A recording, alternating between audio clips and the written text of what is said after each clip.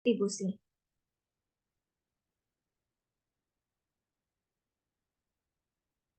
Dan yang terakhir, itu juga harus memperkirakan keuntungan yang dapat Anda peroleh dari bisnis tersebut.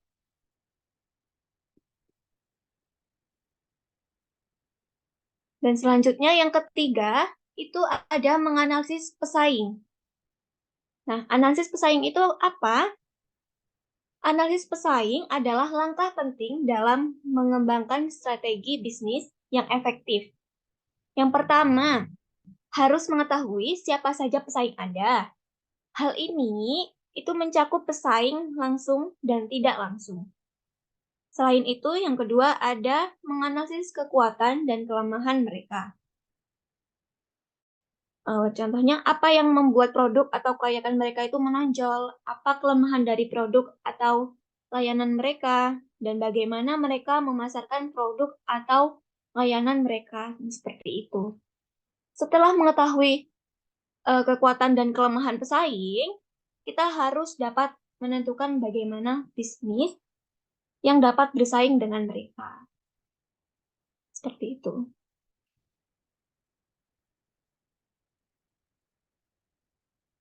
Oke, materi selanjutnya akan dibacakan oleh Mbak Tia. Oke, selanjutnya ada membuat strategi bisnis berdasarkan analisis kelayakan usaha dan pesaing. Nah, setelah kita melakukan analisis kelayakan usaha dan pesaing, langkah selanjutnya adalah membuat strategi bisnis yang efektif. Strategi yang pertama yaitu kita harus memanfaatkan kekuatan bisnis kita untuk bersaing di pasar yang kompetitif. Misalnya, jika bisnis kita memiliki produk atau layanan yang unik, kita dapat memasarkan produk atau layanan tersebut dengan cara yang lebih agresif. Selain itu, kita juga harus mengatasi kelemahan bisnis. Misalnya, jika biaya produksi terlalu tinggi, kita dapat mencari cara untuk mengurangi biaya produksi, seperti dengan menggunakan bahan baku yang lebih murah atau meningkatkan efisiensi produksi. Contohnya, strategi bisnis yang sukses adalah perusahaan Google. Nah, yang berhasil memanfaatkan kekuatan teknologinya dan mengatasi kelemahan dalam hal privasi pengguna untuk menjadi salah satu perusahaan teknologi terbesar di dunia.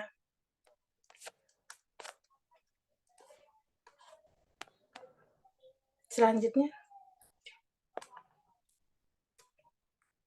Nah, selanjutnya ada tips dan trik untuk menganalisis kelayakan usaha dan pesaing yang sukses. Untuk melakukan analisis kelayakan usaha dan pesaing, ada beberapa tips dan trik sebagai berikut. Yang pertama, melakukan riset pasar secara keseluruhan. Nah, hal ini akan membantu kita mengetahui potensi pasar yang ada dan pesaing di pasar tersebut. Nah, yang kedua, mempertimbangkan biaya dan keuntungan sumber daya atau alat yang digunakan untuk menganalisis. Contohnya, kita dapat menggunakan perangkat lunak analisis bisnis atau sumber daya online untuk membantu kita memperoleh informasi yang lebih akurat dan terperinci. Yang ketiga yaitu ada konsultasi kepada ahli bisnis. Nah, pada yang poin ketiga itu pembisnis jangan pernah takut untuk mencari bantuan dari ahli atau konsultan bisnis. Nah, mereka dapat memberikan wawasan dan nasihat yang berharga untuk membantu kita membuat keputusan yang tepat dalam memulai atau mengembangkan bisnis. Selanjutnya, kesimpulan akan dibacakan oleh Kak Zidna. Dipersilakan. Baik, terima kasih. Kesimpulan dari materi yang telah dijelaskan yaitu analisis kelayakan usaha dan pesaing adalah langkah penting dalam memulai atau mengembangkan bisnis. Dengan melakukan analisis ini, Anda dapat mengetahui potensi pasar yang ada, biaya yang diperlukan untuk memulai bisnis, serta keuntungan yang dapat Anda peroleh. Selain itu, analisis pesaing juga akan membantu Anda untuk mengetahui siapa saja pesaing Anda, kekuatan dan kelemahan mereka, sehingga Anda dapat membuat strategi bisnis yang lebih baik. Dalam melakukan analisis kelayakan usaha dan pesaing, pastikan Anda melakukan riset pasar secara menyeluruh, menggunakan sumber daya atau alat yang tepat, dan mencari bantuan dari ahli atau konsultan bisnis jika diperlukan. Dengan melakukan hal-hal tersebut, Anda akan memiliki gambaran yang jelas tentang bisnis yang Anda jalankan dan dapat membuat keputusan yang tepat dalam memulai atau mengembangkan bisnis Anda. Jadi perlu diketahui bahwa analisis kelayakan usaha dan pesaing tidak hanya sekedar evaluasi, tetapi juga merupakan landasan untuk menginformasikan keputusan dan strategi bisnis. Dengan memiliki pemahaman yang baik tentang pasar dan pesaing, Anda dapat mengidentifikasi peluang dan mengantisipasi tantangan yang mungkin dihadapi. Sekian presentasi materi hari ini, saya kembalikan ke moderator. Baik, mungkin itu saja yang bisa kami sampaikan mengenai materi analisis kelayakan usaha dan pesaing. Bila mana ada yang ingin bertanya, dipersilahkan.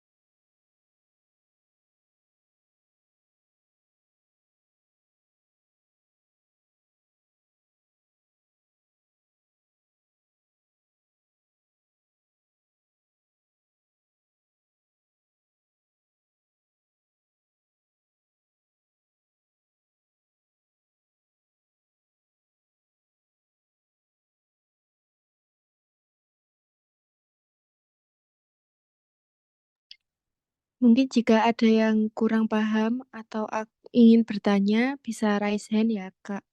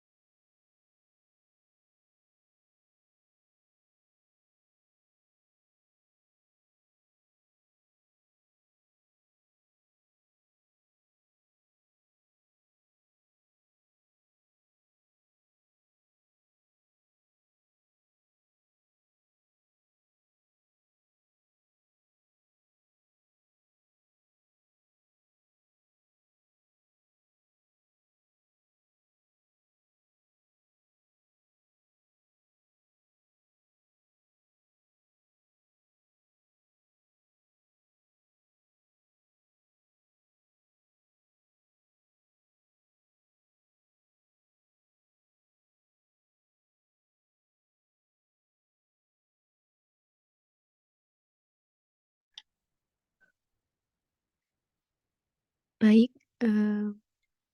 saya bacakan pertanyaan dari Kak Nunik Asriati. Setelah menganalisis bentuk kelayakan usaha, kira-kira bentuk usaha seperti apa yang dapat dikatakan baik atau layak itu? Kemudian ada pertanyaan dari Kak Iketut Rahmanda Mahardika mengenai apa dan bagaimana faktor-faktor yang perlu dipertimbangkan dalam melakukan analisis usaha secara menyeluruh. Mungkin untuk pemateri bisa menjawab satu persatu ya dari dua pertanyaan tadi. Terima kasih Kak sudah bertanya.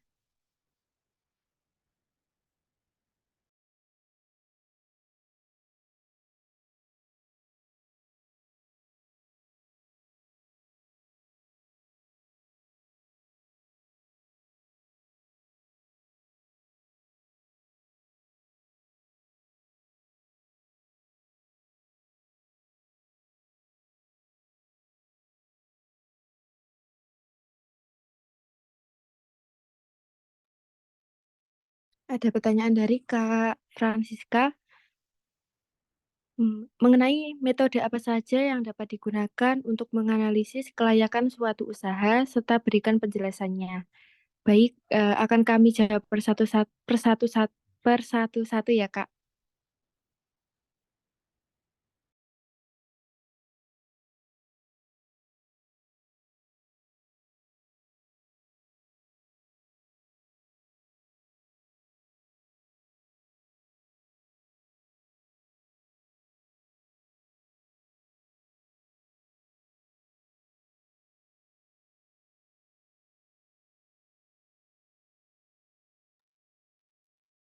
Oke, aku mau jawab pertanyaan dari Mbak Nuni.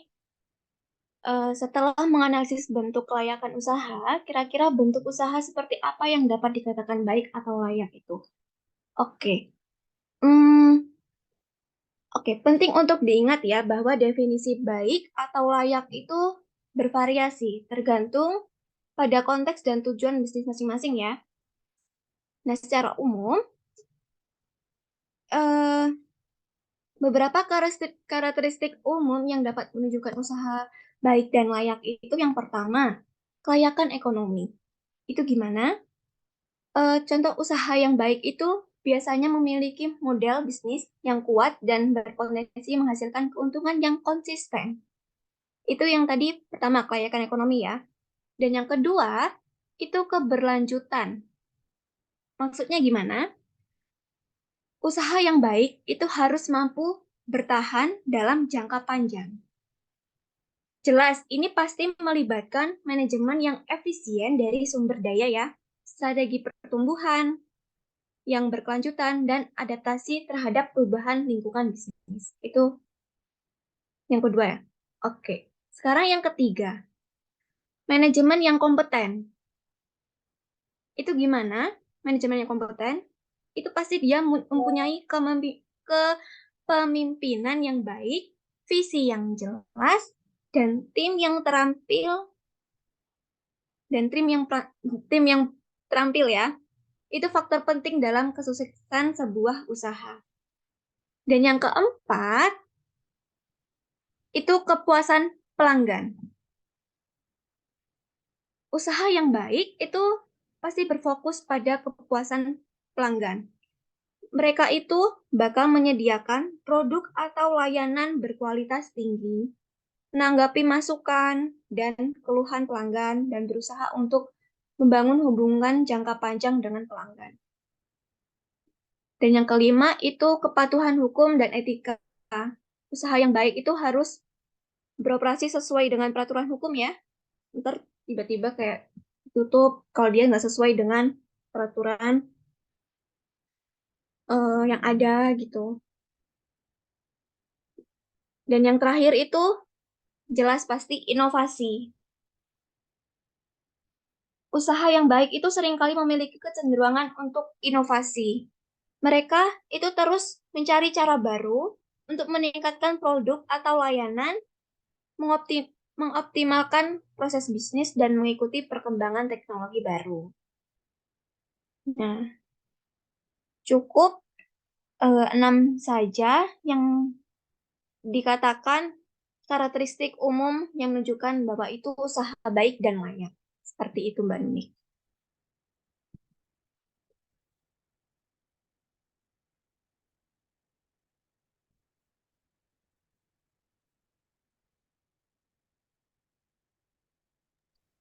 Baik, Mbak Nunik, apakah jawabannya sudah sesuai? Oke, baik. Untuk jawaban kedua dari pertanyaan Mas Dika.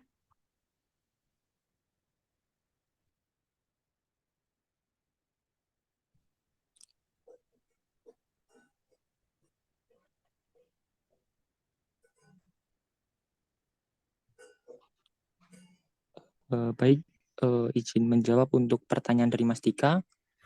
Apa dan bagaimana faktor yang perlu dipertimbangkan dalam melakukan analisis usaha secara menyeluruh? Dalam analisis usaha secara menyeluruh ada 4 faktor yang perlu dipertimbangkan. Yang pertama yaitu pasar dan pemasaran. Tujuannya untuk mengetahui seberapa besar pasar yang akan dimasuki, struktur dan peluang pasar yang ada. Selain itu, mengetahui prospek pasar di masa yang akan mendatang. Nah, analisis ini akan memberikan informasi berupa peluang pasar, perkembangan permintaan produk di masa yang akan datang, kendala yang dihadapi seperti keberadaan pesaing, lalu strategi yang dilakukan dalam pemasaran. Faktor kedua yaitu teknis dan produksi. Faktor ini berkaitan dengan proses pembangunan fisik usaha secara teknis dan pengoperasiannya setelah bangunan fisik selesai. Faktor ini memberikan informasi mengenai penentuan lokasi usaha, perolehan bahan baku produksi, pemilihan mesin, dan jenis teknologi dalam proses produksi. Yang ketiga yaitu faktor organisasi dan manajemen. Faktor ini mencangkup pembangunan usaha dan manajemen secara operasional. Faktor ini memberikan informasi mengenai pembangunan proyek secara fisik, pengadaan sumber daya manusia, jumlah tenaga kerja, dan kualifikasi tenaga kerja. Dan yang terakhir yaitu faktor finansial. Faktor ini yang menentukan penggunaan modal untuk hal-hal yang dianggap layak. Faktor ini memberikan informasi mengenai sumber dan penggunaan dana, modal kerja, pendapatan, biaya usaha, dan aliran kas atau arus kas atau cash flow. Mungkin itu jawaban dari saya.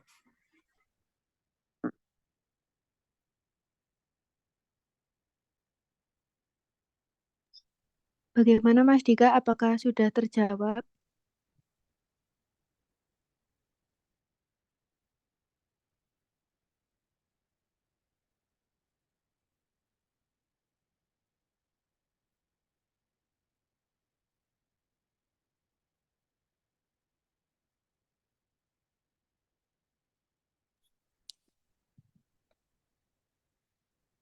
Baik, izinkan saya untuk menjawab pertanyaan dari Kak Francisca.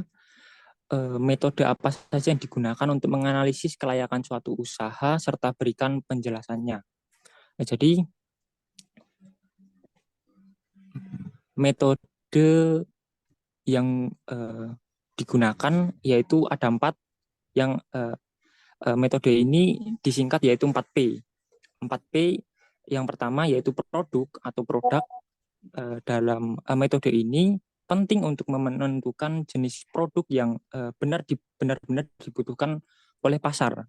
Jadi metode ini perlu dilakukan dengan riset produk yang tepat. Jangan sampai produk yang kita jual berdasarkan asumsi belaka atau mungkin diinginkan oleh pelanggan. Jadi perlu memperhatikan metode yang pertama. Yang kedua adalah pricing atau harga.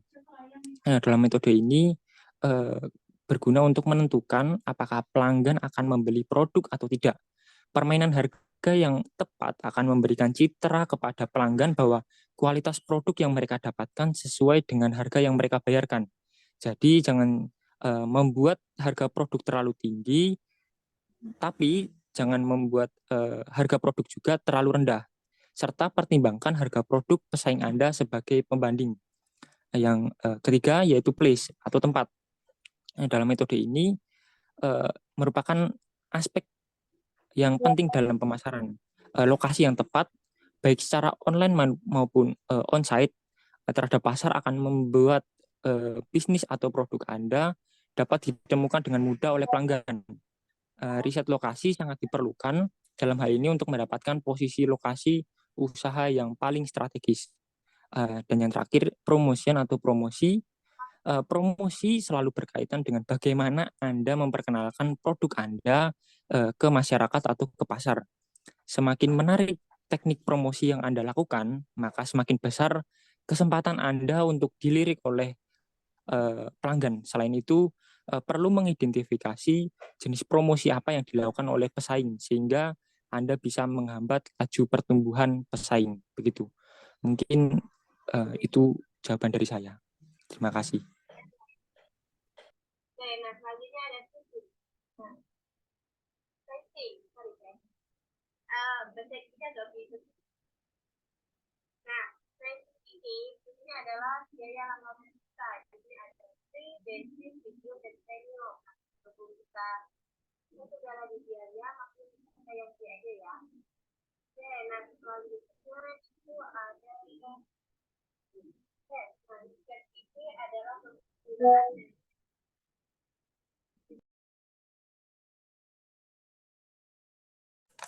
Oke, baik. Di sini saya akan menjawab pertanyaan dari Kaumi. Bagaimana caranya untuk menganalisis apakah pasar sudah mengalami kejenuhan atau belum? Dan bagaimana alternatif solusi jika pasar sudah mengalami kejenuhan? Nah, menganalisis apakah pasar sudah mengalami kejenuhan atau belum bisa menjadi tantangan ya, yang kompleks dan melibatkan adanya beberapa faktor. Berikut adanya langkah-langkah untuk menganalisis kejenuhan pasar. Dilihat dari data histori, analisis tren histori dapat memberikan gambaran tentang bagaimana pasar telah bergerak dalam beberapa periode terakhir. Nah, ada juga tinjauan dari data penjualan, angka pasar, dan pertumbuhan untuk mendapatkan pemahaman yang lebih baik tentang kecenderungan pasar itu sendiri. Yang kedua ada analisis mengenai kapasitas pasar. Ditinjau kapasitas pasar untuk produk atau layanan yang ditawarkan. Jika pasar sudah mengalami kapasitas maksimal atau mungkin menunjukkan tanda-tanda jenuh, ada penurunan pertumbuhan atau permintaan yang dapat menjadi indikator kejenuhan pasar tersebut. Selanjutnya, ada riset persaingan. Persaingan di pasar, jika pasar sudah jenuh, biasanya akan ada peningkatan persaingan yang signifikan. Diperhatikan dari jumlah pesaing, strategi pemasaran, dan penurunan margin keuntungan sebagai indikator kejenuhan pasar. Nah, yang selanjutnya ada survei pelanggan. Melakukan survei pelanggan dapat memberikan wawasan kelangsungan tentang tingkat kepuasan pelanggan dan apakah ada tanda-tanda penurunan minat atau kejenuhan terhadap produk atau layanan kita. Yang selanjutnya ada analisis data demografis. Ditinjau dari data demografis atau perubahan populasi dalam pasar. Jika pasar telah mencapai kejenuhan, mungkin ada perubahan dalam komposisi demografis yang mengarah pada penurunan permintaan. Nah, alternatif solusi jika pasar sudah mengalami kejenuhan, yang pertama, diverifikasikan produk atau layanan. Mengembangkan produk atau layanan baru yang mengarah ke segmen pasar baru dapat membantu mengatasi kejenuhan. Identifikasi kebutuhan atau celah di pasar yang belum dipenuhi dan kembangkan produk yang relevan. Selanjutnya ada penetrasi pasar baru. Cari peluang ekspansi ke pasar baru, baik di dalam negeri maupun internasional. Nah, ini dapat melibatkan memiliki wilayah geografis baru untuk atau menargetkan segmen pasar yang belum terjamaah. Yang selanjutnya ada inovasi produk. Tingkatan nilai produk atau layanan kita dapat inovasi dan adanya perbaikan dengan menawarkan fitur baru atau perbaikan yang signifikan dapat membangkitkan minat kembali pasar yang sudah jenuh. Fokus pada pemasaran dan diferensi, menguatkan strategi pemasaran yang menarik pelanggan baru dan membedakan diri dari pesaing. Fokus pada keunggulan kompetitif yang dimiliki dan komunikasikan kelebihan produk atau layanan kepada target pasar. Yang selanjutnya ada perluas bisnis pelanggan. Nah, tingkatkan loyalitas pelanggan yang sudah ada dan cari cara untuk memperluas bisnis pelanggan. Tawarkan insentif atau program penghargaan untuk mempertahankan pelanggan dan menarik pelanggan baru. Mungkin itu saja. Apakah sudah menjawab pertanyaannya?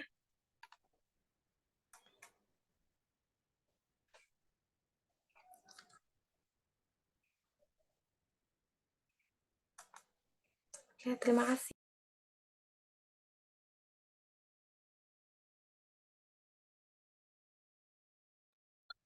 Baik, terima kasih atas pertanyaan-pertanyaan yang sudah diungkapkan, dan terima kasih sudah menjawab dengan jelas dan rinci. Apakah masih ada yang ingin bertanya?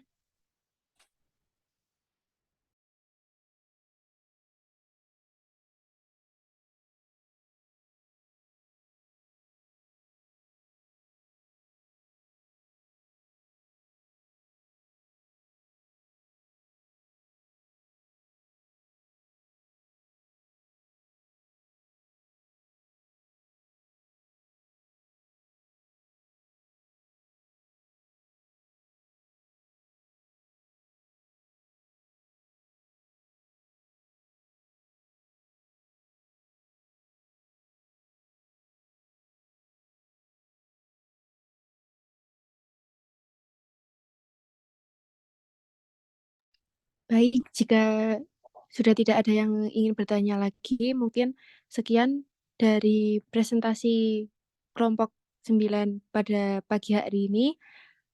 Apabila ada kekurangan, kami mohon maaf. Sekian dari kami. Wassalamualaikum warahmatullahi wabarakatuh. Waalaikumsalam warahmatullahi wabarakatuh. Bagus ya, tadi juga jawabannya juga tak lihat, juga ada mengambil dari beberapa referensi. Jadi ada dasar teorinya. Mengenai metode tadi juga, kalian juga ada beberapa mengambil. Nah ini yang saya inginkan teman-teman ini kalau menjawab, usahakan ya nanti ada dasar teorinya, boleh mengambil di Google Scholar, di Word, main di situ aja. Baca-baca, nah ini bagus. Akhirnya kan jawaban-jawaban ini bisa secara teoritik dan empirik nanti bisa dipadukan. Nah, artinya apa? Artinya jawaban ini kan tidak hampa. Kalau secara teoritik saja, nanti juga implementasinya bagaimana kan juga nanti menjadi pertanyaan lanjutan. Nah, ini ke depan nanti teman-teman harus lebih aktif lagi untuk membaca dan mungkin saja mitigasi tadi juga ada berkaitan dengan data-data tadi. Ini penting ya untuk melihat bagaimana fenomena atau gejala nanti yang ada di lingkungan sekitar atau yang berkaitan tentang bisnis. Nah, baik untuk selanjutnya, kelompok mana? Kelompok 10.